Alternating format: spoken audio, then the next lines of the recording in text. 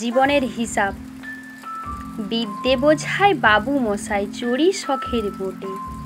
মাঝিরে কন বলতে পারিস সূর্যি কেন ওঠে, চাঁদটা কেন বাড়ে কমে, জোয়ার কেন আসে?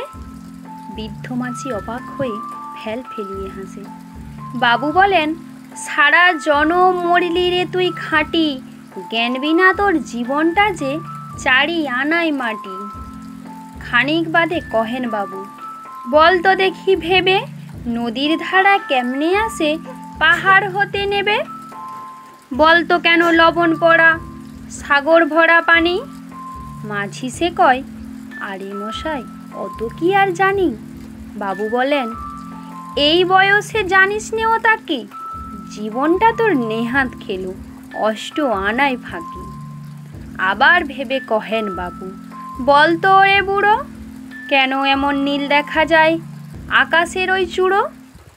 বল তো দেখি সূর্য চাঁদে গহর লাগে কেন? বৃদ্ধ বলে, আমায় কেন লজ্জা দিছেন হেন? বাবু বলেন, বলবো কি আর বলবো তোরে কিতা, দেখছি এখন জীবনটা তোর 12 আনাই বৃথা।